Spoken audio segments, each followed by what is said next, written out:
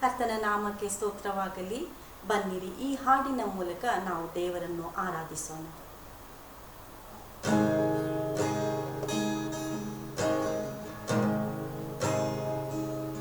ಸ್ತುತಿಗೆ ಯೋಗ್ಯನು, ಮಹಿಮೆ ನಿನಗೆ, ನನ್ನ ಕರಗಳೆತ್ತಿ ಎಂದು ನಿನ್ನನ್ನೇ ಆರಾಧಿಸುವೆ. ಸ್ತುತಿಗೆ ಯೋಗ್ಯನು, ಮಹಿಮೆ ನಿನಗೆ, ನನ್ನ ಕರಗಳೆತ್ತಿ ಎಂದು ನಿನ್ನನ್ನೇ ಆರಾಧಿಸುವೆ. ನೀ ಉನ್ನತ ಅದ್ಭುತವ ಮಾಡುವೆ, ನಿನ್ನ ಹಾಗೆ ಯಾರೂ ಇಲ್ಲ, ನಿನ್ನ ಹಾಗೆ ಯಾರೂ ಇಲ್ಲ. ನೀ ಉನ್ನತ ಅದ್ಭುತವ ಮಾಡುವೆ, ನಿನ್ನ ಹಾಗೆ ಯಾರೂ ಇಲ್ಲ, ನಿನ್ನ ಹಾಗೆ ಯಾರೂ ಇಲ್ಲ. तू है महान, तू करता अद्भुत काम, तेरे जैसा कोई नहीं, तेरे जैसा कोई नहीं. तू है महान, तू करता अद्भुत काम, तेरे जैसा कोई नहीं, तेरे जैसा कोई नहीं. For you are great, you do miracles so great, there is no one else like you, there is no one else like you. You are great, you do miracles so great, there is no one else like you, there is no one else like you, there is no one else like you.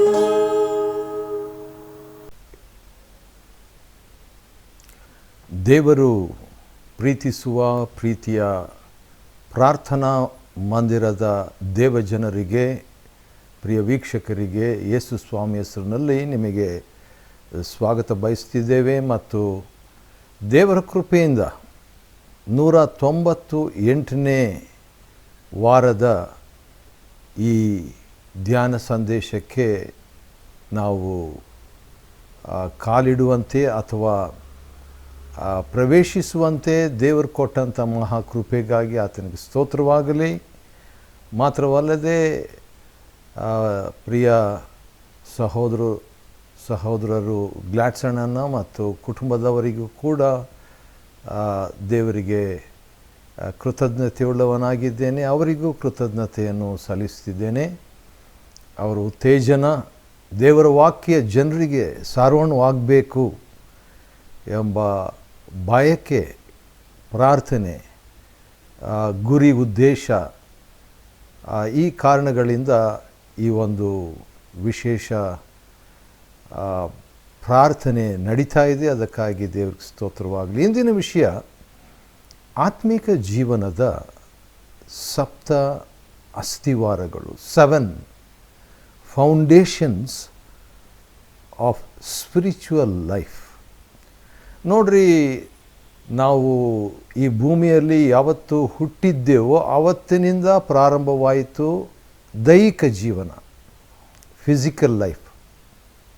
ಆದರೆ ನಾವು ಯಾವಾಗ ದೇವರಿಗೆ ಹುಟ್ಟಿದೆವೋ, ಅಂದರೆ ಅರ್ಥ ಯೋಹಾನ 3ನೇ ಅಧ್ಯಾಯ 3ನೇ ವಚನ, ಯೇಸು ಸ್ವಾಮಿ ನಿಕೋದೇಮ ಎಂಬ ಪಂಡಿತನ ಹತ್ರ ಹೇಳಿದಂಥ ಮಾತು ಯೋಹಾನ 3:3 ಮತ್ತು 3:5ರಲ್ಲಿ, ನೀನು ಹೊಸದಾಗಿ ಹುಟ್ಟದಿದ್ದರೆ, ಅಥವಾ ಇನ್ನೊಂದು ಭಾಷಾಂತರ, ನೀನು ಮೇಲಿನಿಂದ ಹುಟ್ಟದಿದ್ದರೆ ನೀನು ದೇವರ ರಾಜ್ಯವನ್ನು ಸೇರಲಾರಿ ಎಂಬುದಾಗಿ. ಹಾಗಾದರೆ ನಾವು ದೇವರ ರಾಜ್ಯಕ್ಕೆ ಸೇರಬೇಕಾದ್ರೆ ಹೊಸದಾಗಿ ಹುಟ್ಟಬೇಕು ಅಥವಾ ತಿರುಗಿ ಹುಟ್ಟಬೇಕು, ಬಾರ್ನ್ ಅಗೇನ್. ಅಥವಾ ಮೇಲಿನಿಂದ ಹುಟ್ಟಬೇಕು, ಬಾರ್ನ್ ಫ್ರಮ್ ಅಬೋವ್. ಇದರ ಅರ್ಥ ಏನಂದರೆ ದೇವರಿಗೆ ಹುಟ್ಟಬೇಕು.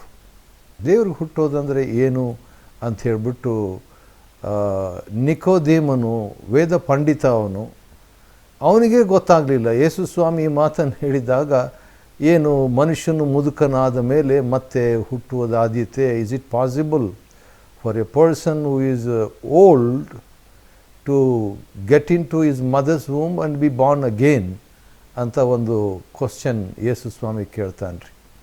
ಅವಾಗ ಯೇಸು ಸ್ವಾಮಿ ಭಾಳ ಚೆನ್ನಾಗಿ ಉತ್ತರ ಕೊಡ್ತಾರೆ. 5ನೇ ವಚನದಲ್ಲಿ, ಯೋಹಾನ 3:5, ಅಂದರೆ ನೀನು ಆತ್ಮದಿಂದಲೂ ನೀರಿನಿಂದಲೂ ಆತ್ಮದಿಂದಲೂ ಹುಟ್ಟಬೇಕು ಎಂಬುದಾಗಿ.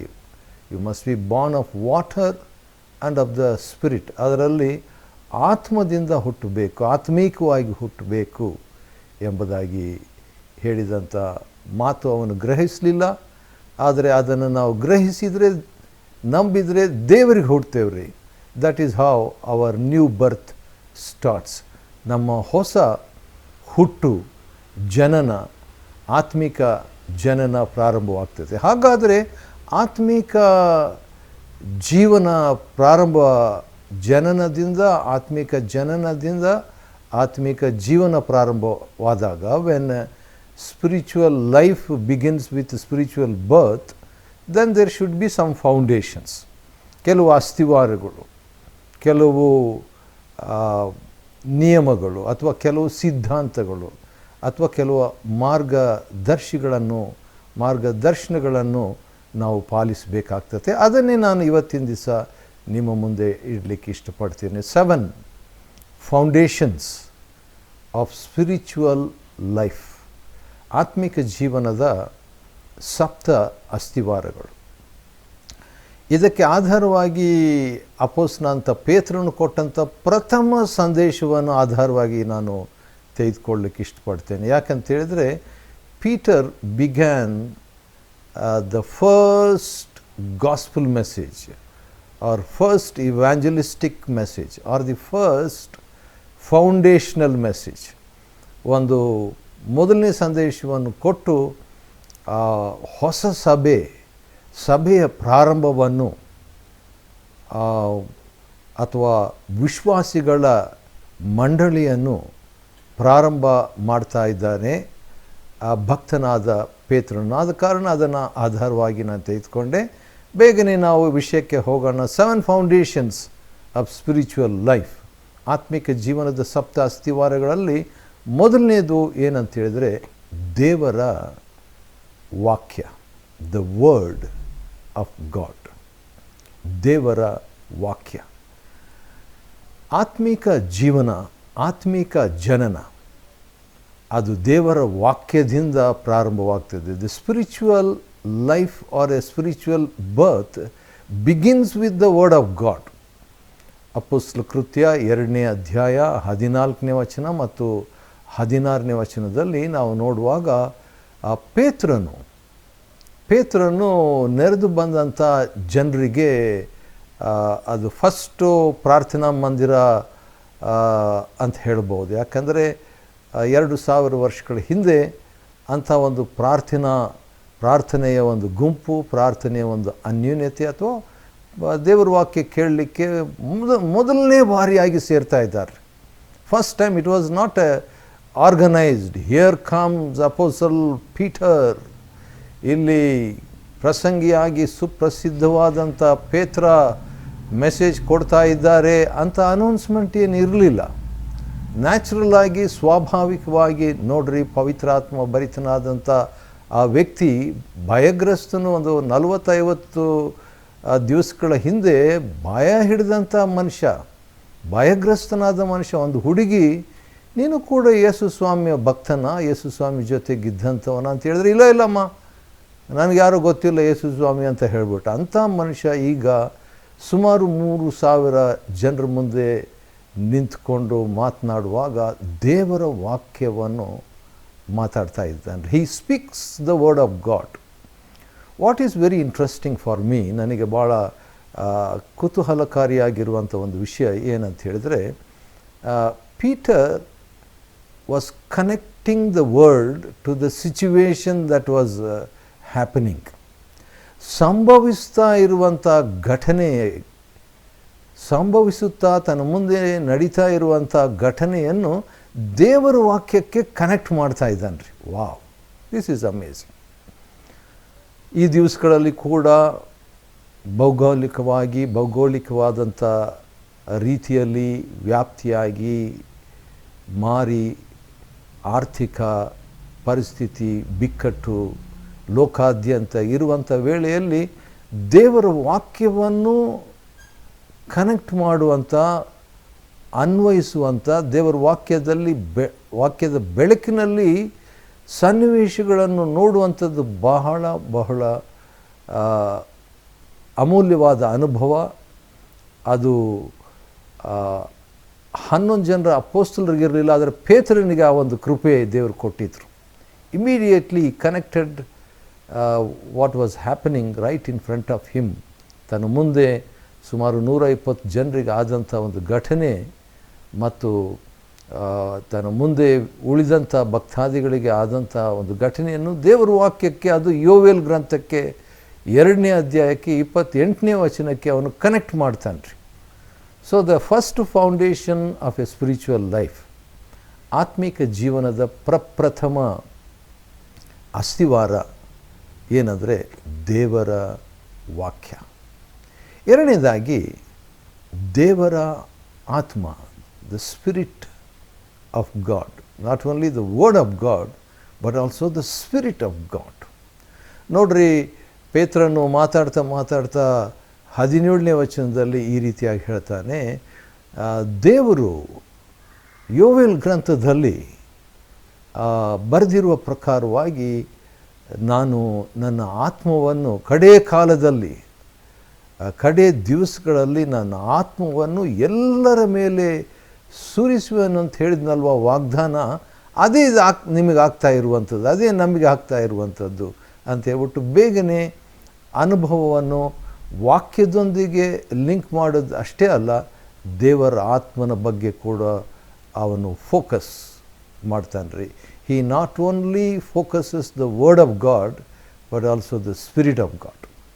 ದೇವರ ಆತ್ಮನನ್ನು ಕೂಡ ಅವನು ಕನೆಕ್ಟ್ ಮಾಡ್ತಾ ಇದ್ದಾನೆ. ಅಥವಾ ಅಸ್ಥಿವಾರವಾಗಿ ಆ ಪ್ರಥಮ ಶಿಷ್ಯ ಮಂಡಳಿಗೆ, ಪ್ರಥಮ ಭಕ್ತ ಸಭೆಗೆ, ಪ್ರಥಮ ಕ್ರಿಸ್ತನ ದೇಹವೆಂಬ ಸಭೆಗೆ, ಹೌದು ಪ್ರಥಮ ಚರ್ಚಿಗೆ ಅಂತ ಹೇಳ್ಬೋದು, ಇದು ಅಸ್ಥಿವಾರವಾಗಿ ಅವನು he is laying a foundation, ಅಸ್ಥಿವಾರವಾಗಿ ಇಡ್ತಾ ಇದ್ದಾನೆ ರೀ. Word of God, spirit of God, ದೇವರ ವಾಕ್ಯ, ದೇವರ ಆತ್ಮ.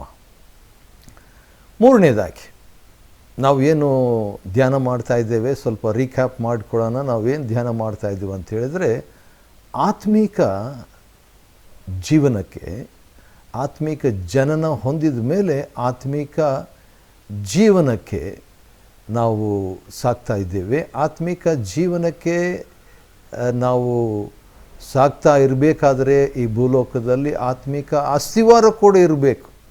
There must be a spiritual foundation for a spiritual life.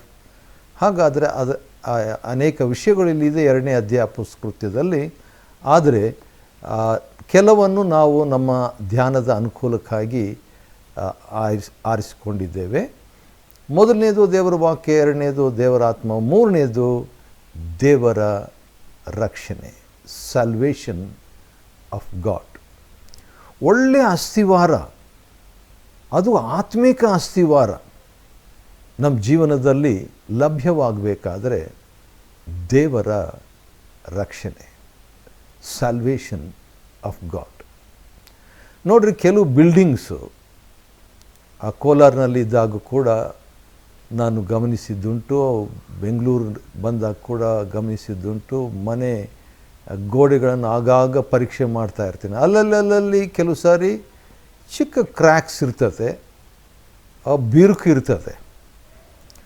ಆ ಬಿರುಕಿನ ಬಗ್ಗೆ ಕಟ್ಟಿದಂಥವರು ಅಥವಾ ಇಂಜಿನಿಯರ್ ಹತ್ರ ಕೇಳಿದಾಗ ಅವ್ರು ಹೇಳ್ತಾರೆ, ಇಲ್ಲ ಇದೆಲ್ಲ ಏನು ಚಿಂತೆ ಮಾಡಬೇಡ್ರಿ, ಏನೂ ಆಗಲ್ಲ, ಇದು ಕೇವಲ ಒಂದು ಏರ್ ಕ್ರ್ಯಾಕ್ ಇದು, ಅದು ಸಹಜ, ಆಮೇಲೆ ಸರಿ ಹೋಗ್ತದೆ. ಅದನ್ನು ನೀವು ಪ್ಲಾಸ್ಟಿಂಗ್ ಮಾಡಿಬಿಡ್ಬೋದು, ಅಥವಾ ಸುಣ್ಣ ಹಚ್ಬೋದು, ಅಥವಾ ಬಣ್ಣ ಹಚ್ಬೋದು ಅಂತ ಹೇಳ್ತಾರೆ.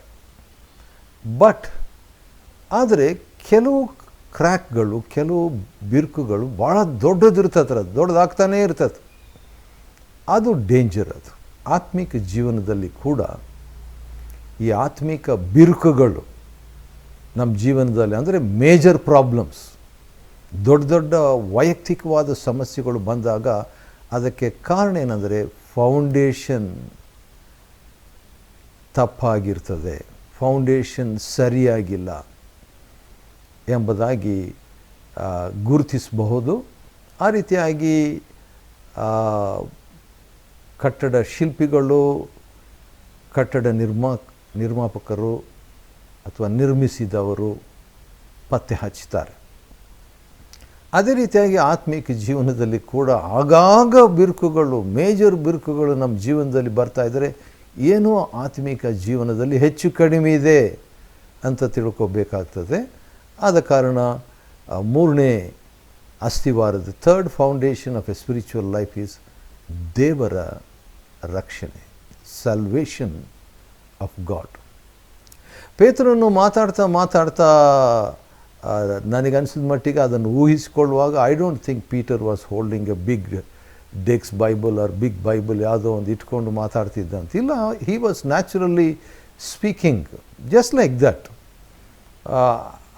I also don't think he was having a mic or ಏನಾದರೂ ಮೈಕ್ ಇಟ್ಕೊಂಡು ಲೈಟಿಂಗು ಅದು ಇದು ಫೋಕಸ್ಸು ಎಲ್ಲ ಮಾಡಿಕೊಂಡು ಮಾತಾಡಲಿಲ್ಲ. ನ್ಯಾಚುರಲ್ ಆಗಿ, ಸ್ವಾಭಾವಿಕವಾಗಿ Peter was speaking the first ever message in the history of Christianity, ಅಥವಾ ಕ್ರೈಸ್ತತ್ವ ಅಥವಾ ಭಕ್ತ ಸಭೆಯ, ಕ್ರೈಸ್ತ ಸಭೆಯ ಅಸ್ತಿವಾರವನ್ನು ಹಾಕುವಂಥ ವ್ಯಕ್ತಿಯಾಗಿ, ಕಟ್ಟುವಂಥ ವ್ಯಕ್ತಿಯಾಗಿ ಪ್ರಥಮ ಸಂದೇಶವನ್ನು ಪೇತ್ರನು ಜನರ ಜೀವನವನ್ನು ಇಟ್ಕೊಂಡು ಮಾತನಾಡ್ತಾ ಇರುವಾಗ ದೇವರ ರಕ್ಷಣೆ ಬಗ್ಗೆ ಮಾತಾಡ್ತಾನೆ ರೀ. Book of Acts chapter 2 and verse 21, ಅದರಲ್ಲಿ ಕರ್ತನ ನಾಮ ಹೇಳಿಕೊಳ್ಳುವವರೆಲ್ಲರಿಗೂ ರಕ್ಷಣೆಯಾಗುವುದು. Wow, what a word! ಎಂಥ ದೊಡ್ಡ ಮಾತು ನೋಡ್ರಿ ಇದು. ಅಂದರೆ ಈ ದಿವಸಗಳಲ್ಲಿ ಇರುವಂಥ ಪರಿಸ್ಥಿತಿ ನಾವು ನೋಡುವಾಗ ಅಂಥ ಒಂದು ಹಿತಕರವಾದ ಪರಿಸ್ಥಿತಿ ನಮ್ಮ ಕರ್ನಾಟಕದಲ್ಲಿ, ನಮ್ಮ ಭಾರತ ದೇಶದಲ್ಲಿ, ಯಾಕೆ ಲೋಕಾದ್ಯಂತ ನೋಡುವಾಗ ಅನೇಕ ರಾಷ್ಟ್ರಗಳಲ್ಲಿ ಕೂಡ ಆರ್ಥಿಕ ಪರಿಸ್ಥಿತಿ ಇರ್ಬೋದು, ಅದು ಆರೋಗ್ಯದ ಕ್ಷೇತ್ರವೇ ಆಗಿರ್ಬೋದು, ಅಂಥ ಒಂದು ಹಿತಕರವಾದ ಪರಿಸ್ಥಿತಿ ಇಲ್ಲ. ಆದರೆ ಅವುಗಳ ನಡುವೆ ದೇವರ ವಾಕ್ಯ ಒಂದು ವಾಗ್ದಾನ ಕೊಡ್ತದೆ. ಅದೇನು? ಕರ್ತನ ನಾಮವನ್ನು ಹೇಳಿಕೊಳ್ಳುವವರೆಲ್ಲರೂ ರಕ್ಷಣೆ ಹೊಂದುವರು. ಹೌದು, ಕರ್ತನ ನಾಮವನ್ನು ಹೇಳಿಕೊಳ್ಳುವಾಗ ಅದು ಆತ್ಮಿಕವಾದ ರಕ್ಷಣೆ, ಅಂದರೆ ಪಾಪದಿಂದ ರಕ್ಷಣೆ ಅಥವಾ ರೋಗದಿಂದ ರಕ್ಷಣೆ, ಹೌದು, ಶಾಪದಿಂದ ರಕ್ಷಣೆ. ಇದನ್ನು ದೇವರು ತನ್ನ ವಾಕ್ಯದಲ್ಲಿ ವಾಗ್ದಾನ ಮಾಡಿರ್ತಾರೆ.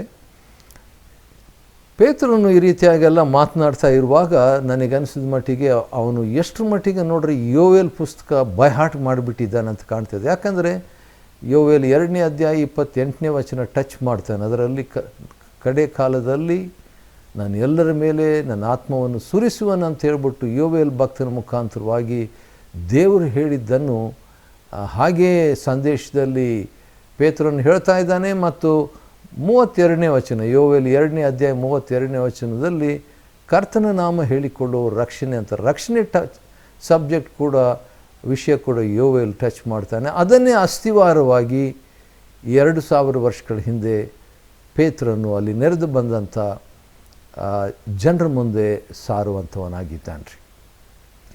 ನೆನಪಿರಲಿ, ಇಂದಿನ ನಮ್ಮ ಧ್ಯಾನ ಏನಂತ ಹೇಳಿದ್ರೆ, ಆತ್ಮಿಕ ಜೀವನದ ಸ್ಪಿರಿಚುವಲ್ ಲೈಫ್, ಆತ್ಮಿಕ ಜೀವನದ 7 ಅಸ್ತಿವಾರಗಳು, 7 ಫೌಂಡೇಶನ್ಸ್ ಆಫ್ ಸ್ಪಿರಿಚುವಲ್ ಲೈಫ್. 4ನೇ ಒಂದು ಅಸ್ಥಿವಾರ, ಇದು ನನಗೆ ಭಾಳ ಫೇವರೇಟ್, ಅದೇ ಸಂದರ್ಭದಲ್ಲಿ ಭಾಳ ಕಷ್ಟಕರವಾದಂಥ ಒಂದು ಅಸ್ಥಿವಾರ. ಅದೇನಂತ ಹೇಳಿದ್ರೆ ದೇವರ ಮೆಚ್ಚುಗೆ. ದೇವರ ಮೆಚ್ಚುಗೆ, ದಿ ಅಪ್ರೂವಲ್ ಆಫ್ ಗಾಡ್. ಇದು ಕೂಡ ಭಾಳ ಇಂಪಾರ್ಟೆಂಟ್ ರೀ. ಇದು ಕೂಡ ಒಂದು ಫೌಂಡೇಶನ್ ಆಗಿರ್ತದೆ ನಮ್ಮ ಆತ್ಮಿಕ ಜೀವನದಲ್ಲಿ. ಒಳ್ಳೆ ಸ್ಥಿರವಾದ ಅಸ್ಥಿವಾರ ನಾವು ಹಾಕಬೇಕಾದ್ರೆ, ಹೌದು, ದೇವರ ವಾಕ್ಯ, ವರ್ಡ್ ಆಫ್ ಗಾಡ್, ದೇವರ ಆತ್ಮ, ಸ್ಪಿರಿಟ್ ಆಫ್ ಗಾಡ್, ದೇವರ ರಕ್ಷಣೆ, ಸ್ಯಾಲ್ವೇಷನ್ ಆಫ್ ಗಾಡ್, ಅದರೊಂದಿಗೆ 4ನೇದು approval of God. Approval of God, ದೇವರ ಮೆಚ್ಚುಗೆ ಅಥವಾ ದೇವರ ಅನುಮೋದ. ಈ ದೇವರ ಮೆಚ್ಚುಗೆ ಅಥವಾ ದೇವರ ಅನುಮೋದ ಅಪೊಸ್ತಲ ಕೃತ್ಯ 2ನೇ ಅಧ್ಯಾಯ 22ನೇ ವಚನದಲ್ಲಿ ಅರ್ಥ ಮಾಡಿಕೊಳ್ಳೋದು ಹೇಗೆ ಅಂತ ಭಾಳ ಸಿಂಪಲ್ಲಾಗಿ ನಾವು ತಿಳ್ಕೊಳ್ಳಿಕ್ಕೆ ಟ್ರೈ ಮಾಡೋಣ. ಅದೇನಂತ ಹೇಳಿದ್ರೆ, ಅಪೊಸ್ತಲ ಕೃತ್ಯ 2ನೇ ಅಧ್ಯಾಯ 22ನೇ ವಚನ ಒಂದು ಭಾಷಾಂತರದಲ್ಲಿ, ಇಂಗ್ಲೀಷ್ ಭಾಷಾಂತರದಲ್ಲಿ ಈ ರೀತಿಯಾಗಿದೆ: god accredited him, approved, approval ಅನ್ನುವ ಪದಕ್ಕೆ ಬದಲಾಗಿ ಅಕ್ರೆಡಿಟೆಡ್ ಅಂತ ಹೇಳ್ಬಿಟ್ಟು. ಅಕ್ರೆಡಿಟೆಡ್ ಅಂತ ಹೇಳಿದರೆ ಅದರಲ್ಲಿ ನಾವು 2ನೇ ಭಾಗ ಅಷ್ಟೇ ತೆಗೆದುಕೊಳ್ಳೋಣ. ಅದೇನೆಂದರೆ ಕ್ರೆಡಿಟೆಡ್. ಈಗ ಬ್ಯಾಂಕ್ನಲ್ಲಿ ಕ್ರೆಡಿಟ್ ಆಗಿದೆ ಅಂತ ಹೇಳಿದ್ರೆ ಅರ್ಥ ಆಗ್ತದ್ರ? ಹೌದು, ಎಲ್ಲರಿಗೂ ಅರ್ಥ ಆಗ್ತದೆ. ಅದು ಭಾಳ ಕಷ್ಟ ಏನಲ್ಲ, ಜಮಾವಾಗಿದೆ ಅಂತ ಹೇಳ್ಬಿಟ್ಟು ಕ್ರೆಡಿಟೆಡ್. ಹಾಗಾದರೆ ಅಸ್ಥಿವಾರ, ನಾವು 7 ಅಸ್ಥಿವಾರದ ಬಗ್ಗೆ ಮಾತಾಡ್ತಿದ್ದೀವಿ. ಆತ್ಮಿಕ ಜೀವನದ ಅಸ್ಥಿವಾರ ನಮಗೆ ಸ್ಥಿರವಾಗಿ ಇರಬೇಕಾದ್ರೆ 4ನೇ ಅಸ್ಥಿವಾರ ಏನಂದರೆ ದೇವರ ಒಂದು ಮೆಚ್ಚುಗೆ, ದೇವರ ಒಂದು ಜಮಾ, ದೇವರ ಒಂದು ಅಪ್ರೂವಲ್. ಹೌದ್ರಿ, ಇನ್ನೂ ಅಪ್ರೂವಲ್ ಆಗಿಲ್ಲ, ಸರ್ಕಾರದಿಂದ ನಮಗೆ ಅನುಮತಿ ಬರಬೇಕು ಅಂತೆಲ್ಲ ಮಾತಾಡ್ತಾರಲ್ವ, ಅಪ್ರೂವಲ್. ಈಗ ನೋಡ್ರಿ, ದೇವರ ಒಂದು ಅನುಮೋದ ನಮ್ಮ ಜೀವನದಲ್ಲಿ ಇದ್ದರೆ, when we have the approval of god, we get A strong foundation. ನೋಡ್ರಿ, ಒಳ್ಳೆಯ ಒಂದು ಸ್ಟ್ರಾಂಗ್ ಫೌಂಡೇಶನ್, ಬಲವಾದ ಸ್ಥಿರವಾದ ಅಸ್ಥಿವಾರ ನಮ್ಮ ಜೀವನದಲ್ಲಿ ಆದರೆ ಏನು ಬೇಕಾದರೂ ನಮ್ಮ ಜೀವನದಲ್ಲಿ ಅಥವಾ ನಮ್ಮ ಸುತ್ತಮುತ್ತಲು, ನಮ್ಮ ಎನ್ವೈರ್ನ್ಮೆಂಟ್, ನಮ್ಮ ವಾತಾವರಣದಲ್ಲಿ ಲೋಕಕ್ಕೆ ಏನೇ ಸಂಭವಿಸಿದರೂ ಕೂಡ ಅದನ್ನು ಎದುರುಗೊಳ್ಳುವಂಥ ಒಂದು ಧೈರ್ಯ, ಒಂದು ಸ್ಥೈರ್ಯ, ಒಂದು ಹುಮ್ಮಸ್ಸು ನಮ್ಮ ಜೀವನದಲ್ಲಿ ನಮ್ಮ ಆತ್ಮಕ್ಕೆ ಲಭ್ಯವಾಗ್ತದೆ. We can face anything that may happen around us, surround us, environmentally or whatsoever. ಆ ರೀತಿಯಾಗಿ ಆಗುವಾಗ ಏನಾಗ್ತದೆ, ಈ ದೇವರ ಅನುಮೋದ ನಮಗೆ ಸಿಕ್ಬಿಟ್ರೆ, ದೇವರ ಕ್ರೆಡಿಟ್ ನಮ್ಮ ಅಕೌಂಟ್, ನಮ್ಮ ಆತ್ಮಿಕ ಜೀವನ ಎಂಬ ಬ್ಯಾಂಕ್ ಅಕೌಂಟಿಗೆ ದೇವರ ಅನುಮೋದ, ದೇವರ ಮೆಚ್ಚುಗೆ ನಮಗೆ ಅದು ಒಂದು ಜಮಾವಾಗ್ತಾ ಇದ್ದರೆ ಹೇಗಿರ್ತದೆ, ನಮಗೆ ಅಸಾಧಾರಣವಾದಂಥ ಧೈರ್ಯ, ಅನ್ಯೂಶುವಲ್ ಬೋಲ್ಡ್ನೆಸ್ ನಮಗೆ. ಹೌದು, ಅದು ಮಾರಿ ಇರ್ಬೋದು, ಅದು ಆರ್ಥಿಕ ಕುಸಿತ ಇರ್ಬೋದು, ನಮ್ಮ ಆರೋಗ್ಯದ ನಿಮಿತ್ತ ಇರ್ಬೋದು, ಸವಾಲಿರ್ಬೋದು, ಚಾಲೆಂಜಸ್ ಇರ್ಬೋದು, ಏನೇ ಇದ್ದರೂ ಕೂಡ ನಾವು ಅದನ್ನು ಎದುರುಗೊಳ್ಳುವುದಕ್ಕೆ ಈ ದೇವರ ಮೆಚ್ಚುಗೆ ನಮಗೆ ಸಹಾಯ ಮಾಡುವಂಥದ್ದಾಗಿದೆ. ಎವ್ರಿ ಡೇ, ಪ್ರತಿದಿನ ಬ್ಯಾಂಕ್ನಲ್ಲಿ ಕ್ರೆಡಿಟ್ ಆಗ್ತಾ ಇದ್ದರೆ ಅದು ದೇವರ ಮೆಚ್ಚುಗೆ ಅನುದಿನವೂ ನಮಗೆ ಲಭ್ಯವಾಗ್ತಾ ಇದ್ದ ಹಾಗೆ. ಅದರಿಂದ ನಮಗೆ ಜೀವನದ ಸಮಸ್ಯೆಗಳನ್ನು ಎದುರುಗೊಳ್ಳಲಿಕ್ಕೆ, ಅದು ಆತ್ಮಿಕ ಜೀವನದ ಸಮಸ್ಯೆಗಳನ್ನು ಎದುರುಗೊಳ್ಳುವುದಕ್ಕೆ ಆಸ್ಪದವಾಗ್ತದೆ, ಸಾಧ್ಯವಾಗ್ತದೆ, ಸಹಾಯಕರವಾಗ್ತದೆ. Approval of god. ಅದಕ್ಕೊಂದು ಉದಾಹರಣೆ ಕೊಡ್ತೀನಿ, ಆವಾಗ ನಮಗೆ ಒಂದು ವೇಳೆ ಸ್ಪಷ್ಟತೆ ಸಿಗ್ಬೋದು. ಒಂದು ದಿನ ಎಲ್ಲರೂ ಬ್ಯಾಪ್ಟಿಸಮ್ ತಗೊಳ್ತಾಯಿದ್ರು, ದೀಕ್ಷಾಸ್ನಾನ ತೆಗೆದುಕೊಳ್ತಾಯಿದ್ರು. ಲೂಕನ ಬರೆದ ಸುವಾರ್ತೆ 23ನೇ ಅಧ್ಯಾಯ 20ನೇ ವಚನ, 21ನೇ ವಚನ, 22, 23 ವಚನಗಳು ಕೂಡ.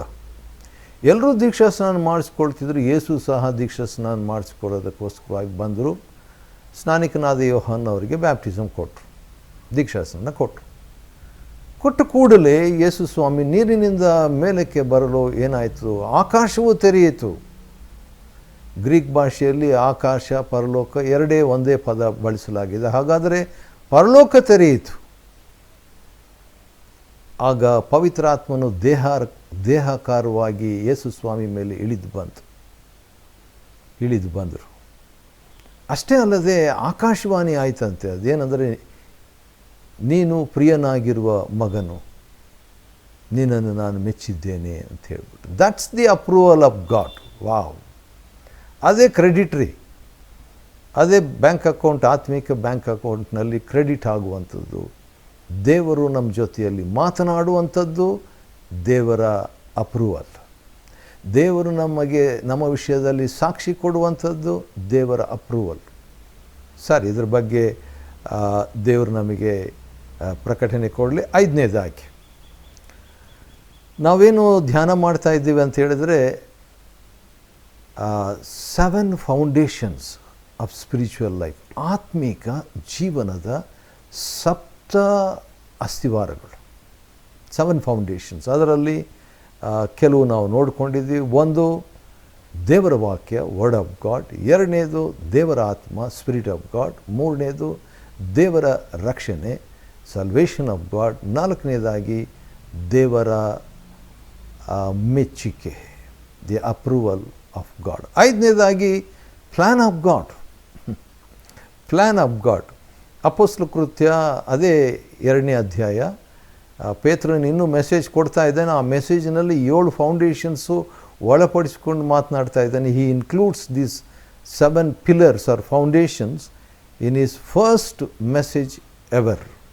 ಅದರಲ್ಲಿ 23ನೇ ಅಧ್ಯಾಯ, 2ನೇ ಅಧ್ಯಾಯ ಅಪೊಸ್ತಲ ಕೃತ್ಯ 23ನೇ ವಚನದ ಮೊದಲನೇ ಭಾಗದಲ್ಲಿ ಏನಂತ ಹೇಳ್ತಿದ್ದಾನೆ ಅಂತ ಹೇಳಿದರೆ, ನೋಡ್ರಿ, ದೇವರು ಈ ನಡೆದಂಥ ಯೇಸು ಸ್ವಾಮಿ ವಿಷಯದಲ್ಲಿ ನಡೆದಂಥ ಘಟನೆಯ ವಿಷಯವಾಗಿ ಪ್ರಿಡಿಸ್ಟೈನ್ಡ್ ಅಥವಾ ಸ್ಥಿರವಾದ ಯೋಜನೆಯನ್ನು, ಉದ್ದೇಶವನ್ನು ಅಥವಾ ಸಂಕಲ್ಪವನ್ನು ಮಾಡಿದ್ದಾನಂತೆ. God has got a sure plan. ಮುಂಚೆನೇ ಪ್ಲ್ಯಾನ್ ಮಾಡಿಕೊಂಡಿದ್ದಾರೆ. ಇದೆಲ್ಲ ಆಗಬೇಕಂತ ದೇವರ ಯೋಜನೆ ಇತ್ತಿದೇನು. It was not something that happened accidentally, but it happened, everything happened with the plan of God. Plan of God. ನಮ್ಮ ಆತ್ಮಿಕ ಜೀವನದಲ್ಲಿ ದೇವರು ನಮ್ಮ ವಿಷಯದಲ್ಲಿ ಒಂದು ಯೋಜನೆಯನ್ನು ಇಟ್ಟಿದ್ದಾನೆ ಅನ್ನುವಂಥ ವಿಚಾರವೇ ನಮಗೆ ಸ್ಥಿರವಾದ ಅಸ್ತಿವಾರವನ್ನು ತರುವಂಥದ್ದಾಗಿದೆ. When we know that God has got a plan for us, when we believe that God has got a plan for us individually, ವೈಯಕ್ತಿಕವಾಗಿ, ಅದೇನು ಮಾಡ್ತದೆ ಅಂದರೆ, it brings A sure foundation, ಒಂದು ಅಸ್ತಿವಾರವನ್ನು ಆತ್ಮಿಕ ಜೀವನಕ್ಕೆ ಒಂದು ಬುನಾದಿಯನ್ನು ಹಾಕುವಂಥದ್ದಾಗಿದೆ. ಏನೋ ದೇವ್ರ ಪ್ಲ್ಯಾನ್ ಇಟ್ಕೊಂಡಿದ್ದಾರೋ ಏನೋ ಗೊತ್ತಿಲ್ಲ, ಆ ರೀತಿಯಾಗಿ ನಾವು ಜೀವಿಸುವುದು ದೇವರ ಇಷ್ಟವಲ್ಲ.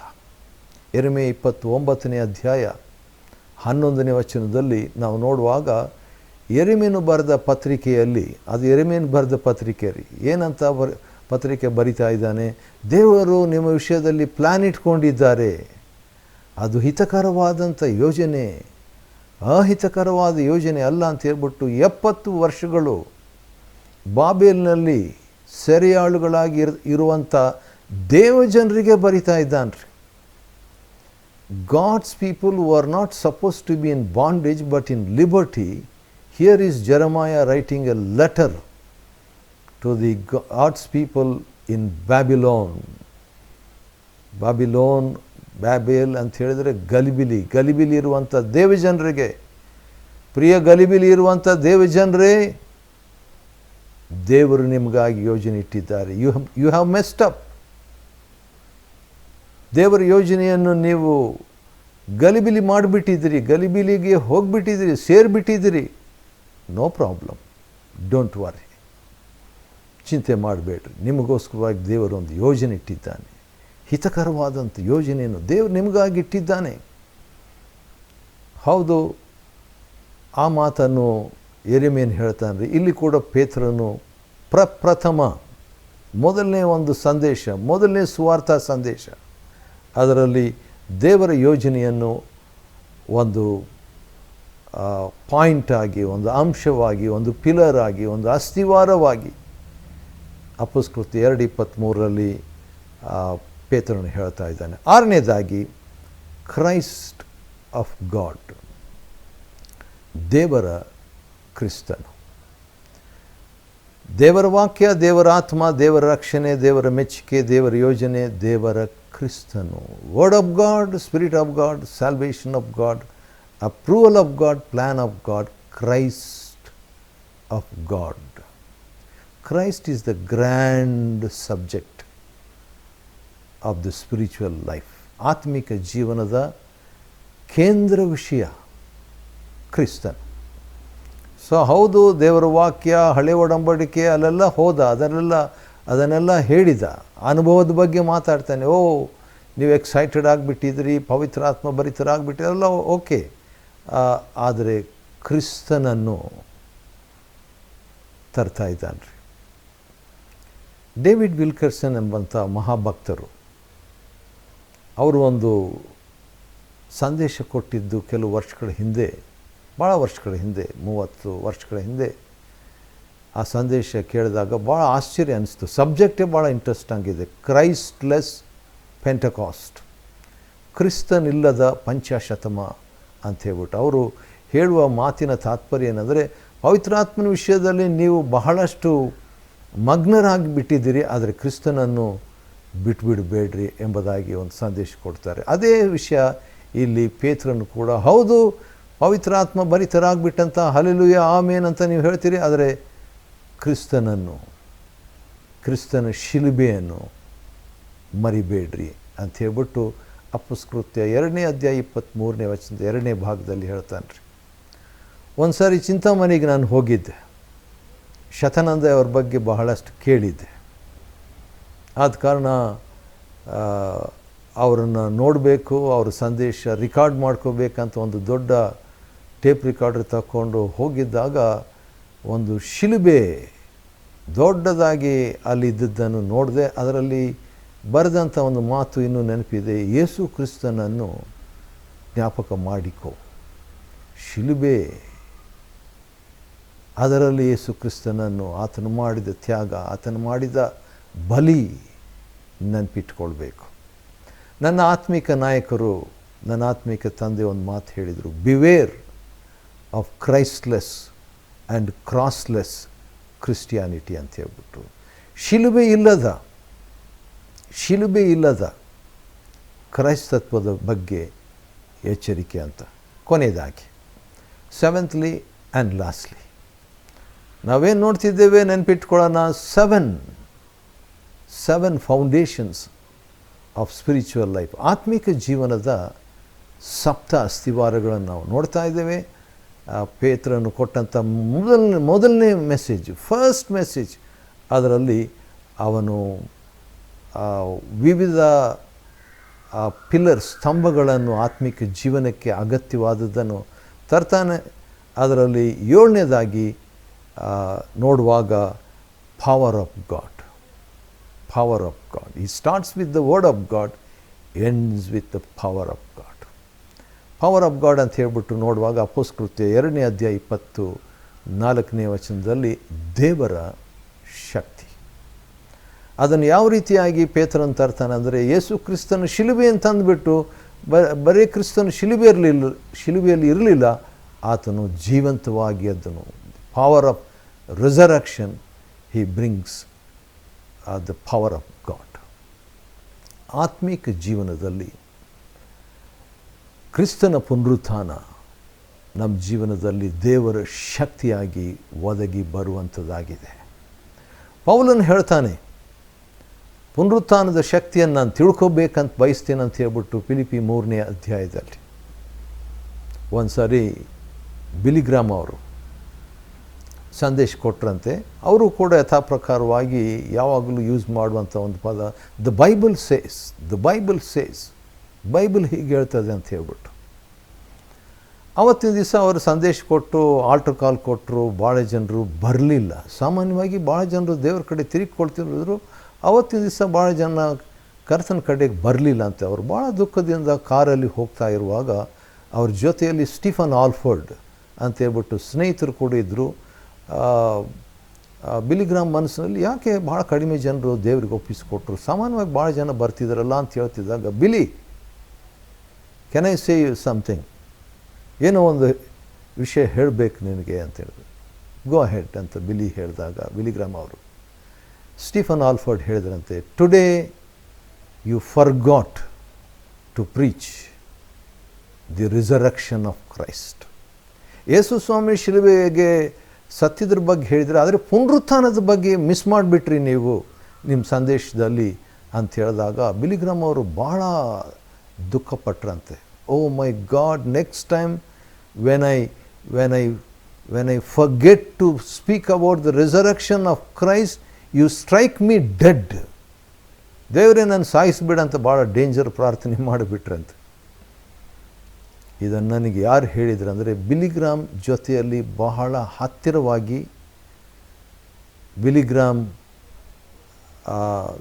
ಇವಾಂಜಲಿಸ್ಟಿಕ್ ಅಸೋಸಿಯೇಷನ್ ಆ ಒಂದು ಸಂಸ್ಥೆಯ ಸುವಾರ್ಥಿಕರಾಗಿ ಬಿಲಿಗ್ರಾಮ್ ತೀರ್ಕೊಂಡಾಗ, ಅವರು ತೀರ್ಕೊಂಡ ಸಂದರ್ಭದಲ್ಲಿ ಶವ ಸಂಸ್ಕಾರದ ಸಮಯದಲ್ಲಿ ಪ್ರಾರ್ಥನೆ ಮಾಡಿದ ರಾಬರ್ಟ್ ಕನ್ವಿಲ್ ಅವರು ಸ್ವತಃ ನನಗೆ ಹೇಳಿದ್ರಿ.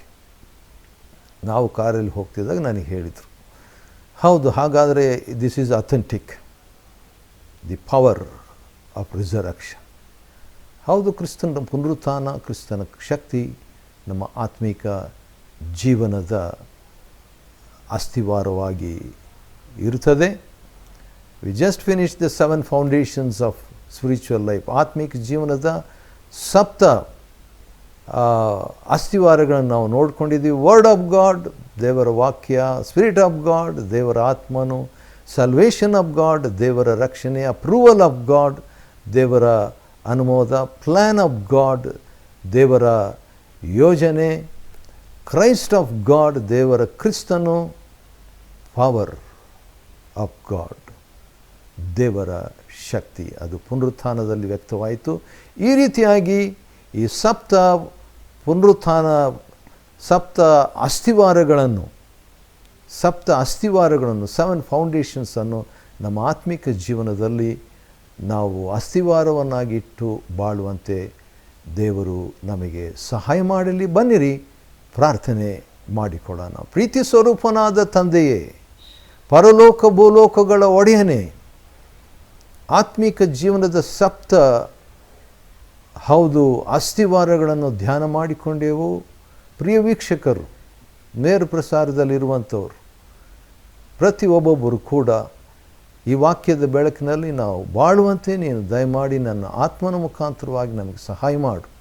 ಹಾಗೆ ಮಾಡ್ತೀವಿ, ಅದಕ್ಕಾಗಿ ಸ್ತೋತ್ರ. ಯೇಸು ಕರ್ತನ ಹೆಸರಿನಲ್ಲಿ ಸ್ತೋತ್ರ ಮಾಡಿ ಬೇಡಿದ್ದೇವೆ ತಂದೆಯೇ, ಆಮೇನ್. ನಮ್ಮ ಕರ್ತನಾದ ಯೇಸು ಕ್ರಿಸ್ತನ ಕೃಪೆ, ತಂದೆ ದೇವರ ಪ್ರೀತಿ, ಪರಿಶುದ್ಧಾತ್ಮನ ಅನ್ಯೋನ್ಯತೆ ನಮ್ಮೊಂದಿಗೂ ದೇವಜನರೆಲ್ಲರೊಂದಿಗೂ ಸದಾ ನೆಲೆಯಾಗಿರಲಿ ಸ್ವಾಮಿ.